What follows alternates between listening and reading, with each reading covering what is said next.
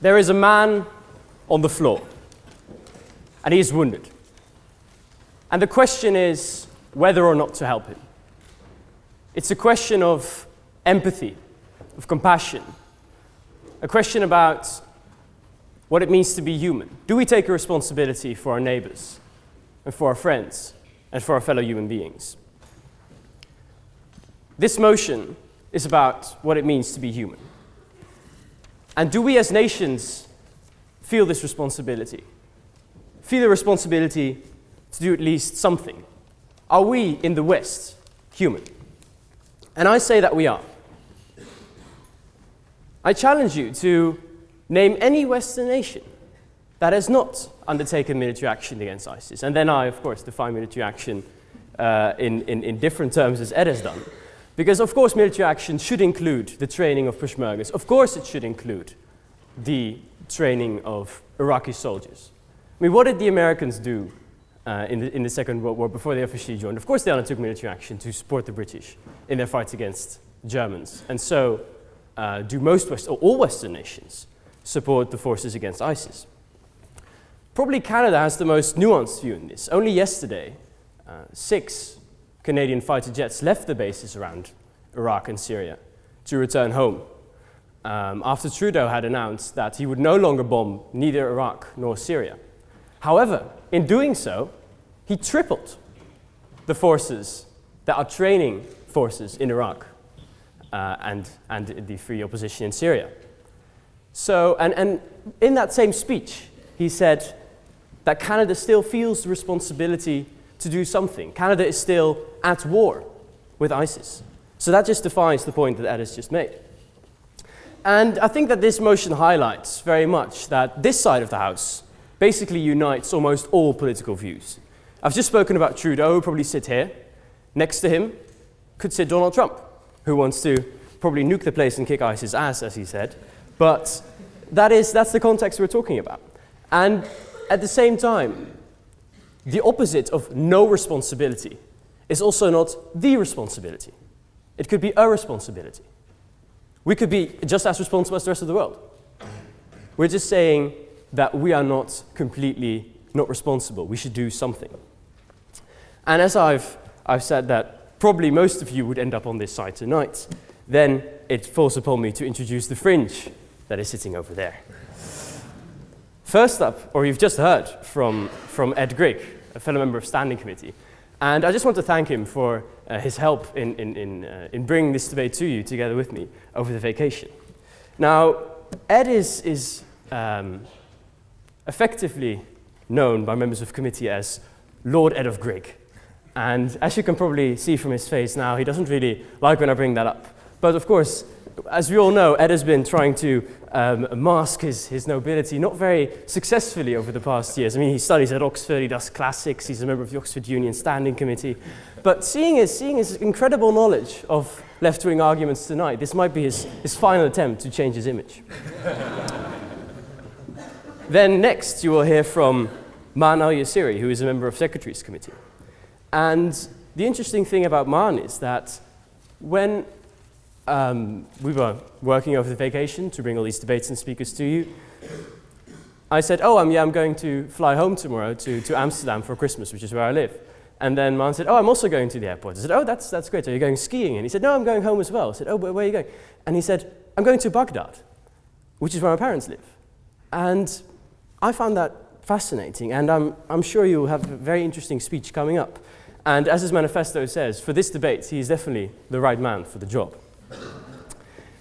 After Maan, you'll hear from John Barron. John Barron has been a Conservative and Member of Parliament for Basildon and Billericay since 2001, and he has rebelled against the party line on the airstrikes in Syria, on those in Iraq, those in Libya, and he's also a Eurosceptic. And it's probably fair to say, and I'm quoting here, that he is a serial rebel and probably doesn't like Europeans that much. Now, the nice thing is that we've got 2 European military men sitting on this side who'll probably be able to deal with this rebel. And then lastly, you'll hear from George Galloway. He, of course, famously to remind you, left the Labour Party over 10 years ago following the decision to fight in Iraq under the Blair government. And remarkably, from 2012 to 2015, he was a Respect Party member the only Respect Party member of Parliament for Bradford West. Now, I would love to make a joke about Mr. Galloway, but I'm not going to do it tonight.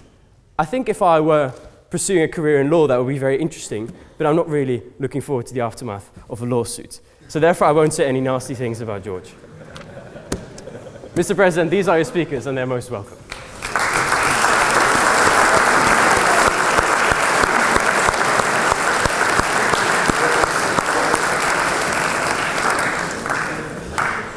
As I just mentioned, we have a responsibility to fight for our fellow human beings in need. And that is not only something that we feel as human beings. It's something that is embedded in the institutions in which our international politics are governed. For example, take the 5th clause of Resolution 2249, which was passed through the Security Council of the United Nations not too long ago. And it reads, calls on member states to take all necessary measures to redouble and coordinate their efforts to prevent and suppress terrorist acts committed specifically by ISIL and to eradicate the safe haven they have established over significant parts of Iraq and Syria. The United Nations is calling us, all nations in the world, to eradicate the safe haven that ISIS has created in Iraq and Syria for terrorist acts. Now, of course, we're in a country which is a co-founder of the United Nations. Actually, Mr. Galloway's former party, his government, co-founded the United Nations. And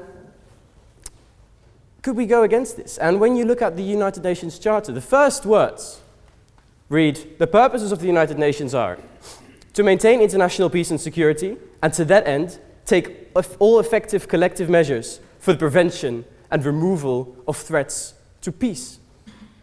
It calls upon us to actively try and remove those things in the world which threaten peace, which threaten the world order that was created after the Second World War. So we cannot ignore this. We cannot ignore the United Nations. We cannot ignore these institutions. Our ancestors fought and died for these values, and people still fight and die for them in the Middle East. Now, secondly, we're also responsible for our own national security. To remind you, 70 terrorist attacks in 20 different countries. France, Belgium, Australia, Canada, Denmark, USA. Britain could fit in this list. Just under 4,000 people have been either heavily injured or died following these attacks. That is more than those died in the 9/11 attacks. I remind you, the Jewish National Museum in Brussels, Charlie Hebdo in Paris, the National Museum in Tripoli, the Thalys between Paris and Amsterdam, the Russian plane in the Sinai Desert, the November Paris attacks. And we have to realize that we could be next at any point in time. And we have to protect ourselves and our values, the values that we all uphold, the values that this place upholds, not only Oxford, but also the Oxford Union. And then maybe most importantly, this can only really be achieved through military action. And of course, I don't say that only military action will work. Of course, this side of the House is arguing for humanitarian aid, for aid to the refugees, to take in more refugees. But to really solve the issue, we need to undertake something militarily. ISIS won't go by itself. I mean, there are other examples. Civil wars don't just end. In Yugoslavia, that didn't just end. Neither did the Taliban in Afghanistan cease to exist. Neither did Al-Qaeda stop its actions until we had killed Osama bin Laden. And ISIS is a... No, thank you. And ISIS is an extremely pivotal example of this, because 12.8 million people have been displaced. That is more than the Taliban. Hundreds of thousands are dead, probably 500,000. I mean, estimates are very rough. And the opposition is trying to say that, if we do something, we only make it worse. We fuel the extremism. But they offer no alternative. They offer no alternative to rape, to beheadings, to stoning. They're just acting out of being scared. They see the wounded man on the floor and they walk past. No, thank you. So I argue for humanity. I refuse to believe that there are people in this world who are out there to kill us, all of us, and that we cannot change that, that we cannot in some way change their minds to bring them to sort of a collective view of humanity. I don't believe that. And the opposition tonight is leaving us powerless and those in the Middle East helpless. So when you walk through that door tonight, think about that. Think about the fact that we're talking on this side about a responsibility, which could be shared with the entirety of the world. Think about the fact that all Western nations are taking this responsibility. Think about the fact that the UN urges us to take this responsibility. And think about our national security. Think about our friends, our family. So, when I say, when you see that wounded man, don't just walk away, but show some compassion and vote no tonight. Thank you.